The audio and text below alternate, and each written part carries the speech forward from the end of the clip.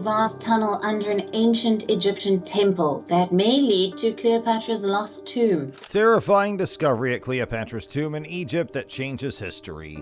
For years, researchers have been fascinated by the search for Cleopatra's tomb, which has generated various ideas.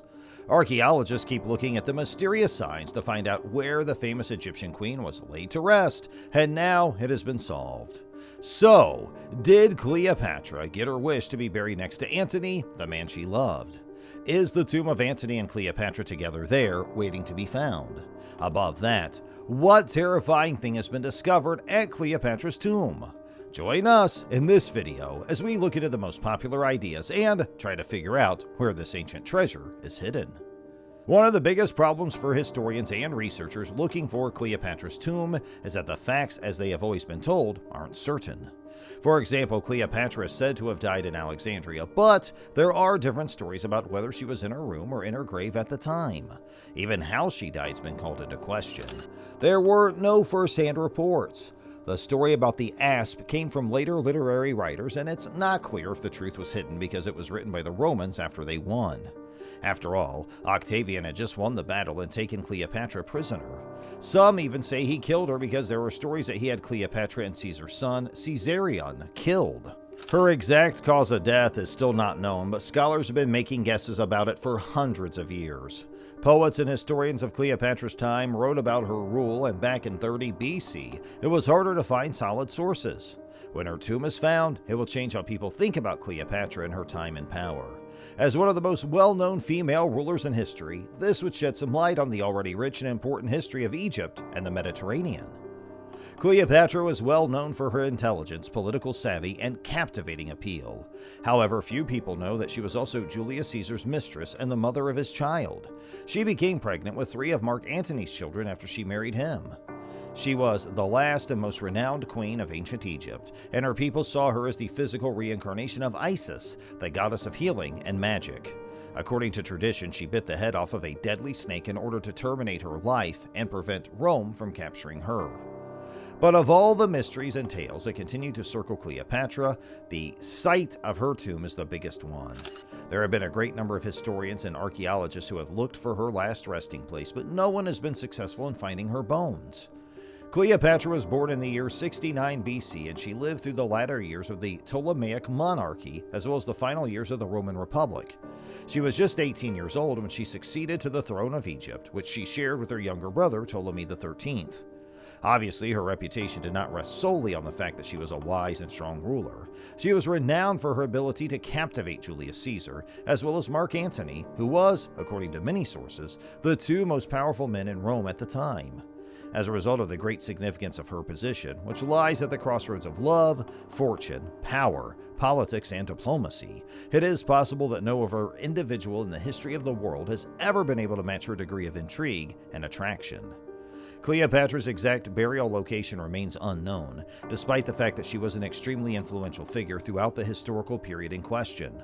Mark Antony and Cleopatra were both buried at the same time according to history. This means that whoever finds Cleopatra's tomb will also find Antony's, which is a very interesting possibility.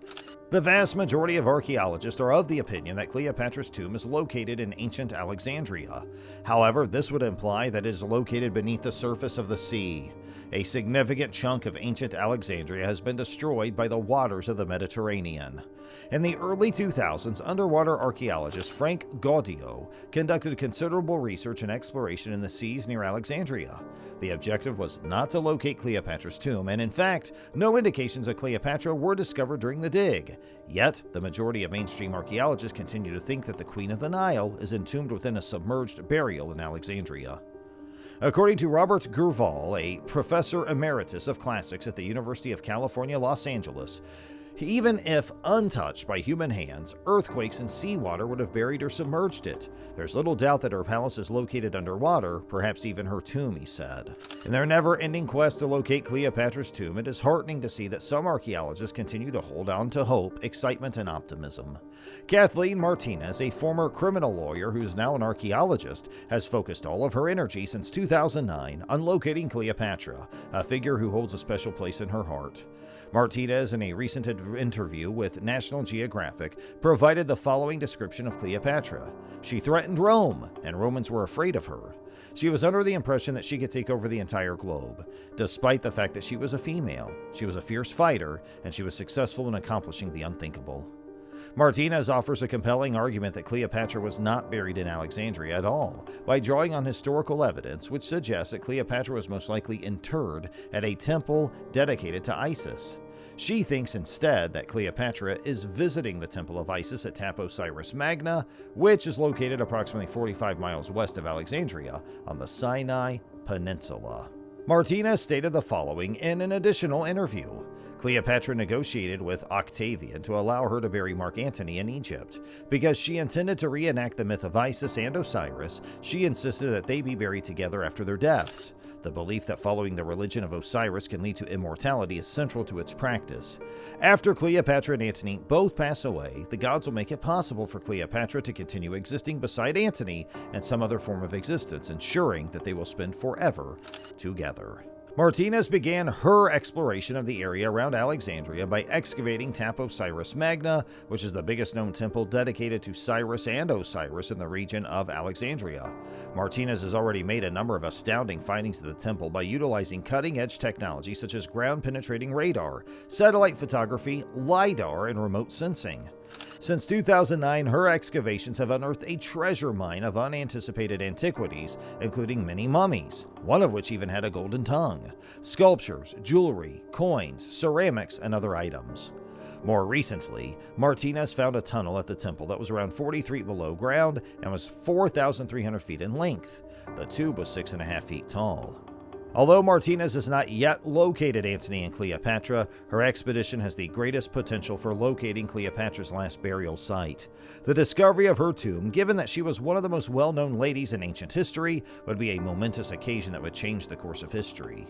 In this way, Martinez's work has sparked and inflamed our dreams about the rich and attractive life of Cleopatra, Queen of the Nile, the great Roman men she loved, and the mysteries that lay within her tomb.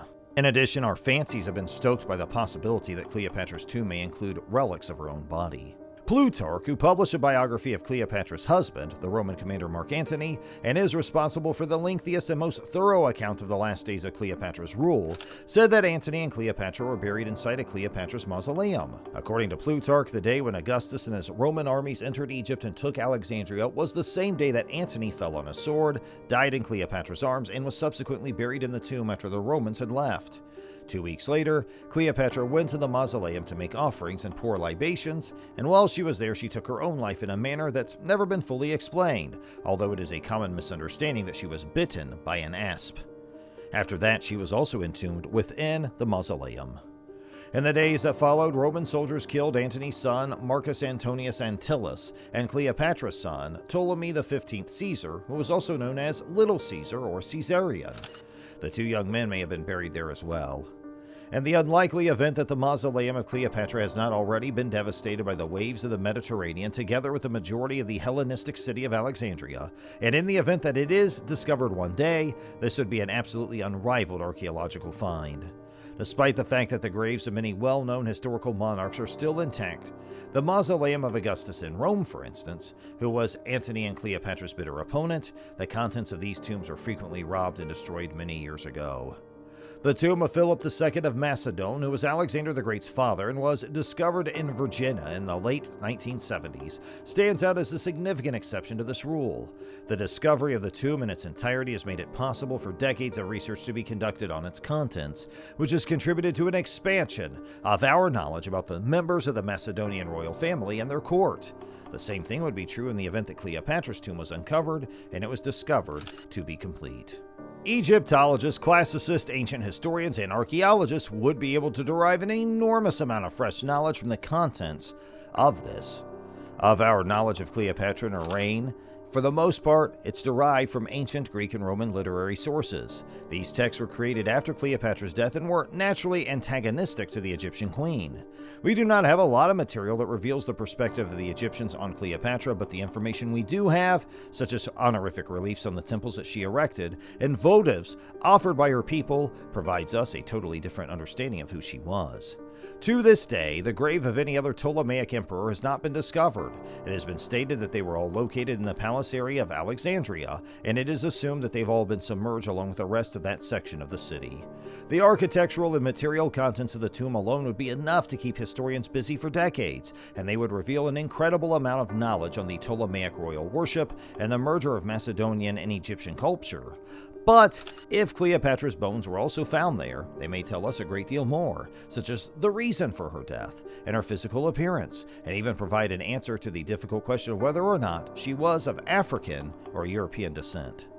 Should we have any hope of finding Cleopatra's remains and conducting an examination on them, from the time of Tutankhamun all the way down to the common ancient Egyptians whose mummies have been unearthed over the course of the ages, there's a lengthy history of poor administration and poor treatment of these ancient Egyptians. Even while the days of Victorian dinner parties, including the unwrapping of mummies as a sort of entertainment, have, thank goodness, come and gone, concerns concerning the appropriate care of our forebears are being voiced more and more frequently by individuals who work in the heritage field. Egyptologists and other experts would gain a lot from finding Cleopatra's tomb, but is it fair to deny the queen peace and privacy and death that she never had in life? While new findings in Taposiris Magna have fueled speculation regarding the existence of Cleopatra's tomb, more excavations, particularly underwater, are required to establish its presence. Cleopatra's connection with the Romans, as well as the circumstances surrounding her death, have cast doubt on the existence of a conventional tomb. Cleopatra and her husband Mark Antony are unlikely to have been buried with elaborate ceremonies and conventional tomb constructions. Given their ties to the Roman Empire and their political context of the period, it is more likely that they were burnt or allowed to decay rather than buried. Furthermore, the passage of time and natural calamities such as earthquakes may have produced considerable changes to the region's terrain and architecture, perhaps hiding or destroying any evidence of Cleopatra's tomb. As a result, while the findings at Taposiris Magna give intriguing hints and support the theory that it is Cleopatra's final resting place, convincing proof remains absent. To prove the presence of Cleopatra's tomb and find out more about one of history's most famous people, there will need to be more underwater digging and careful study. Thanks for watching. If you enjoyed this video and want to be up to date on the latest archaeological discoveries and historical riddles, subscribe to our channel and click the notification bell. We'll keep you up to speed on any new information on Cleopatra's tomb and other fascinating historical discoveries.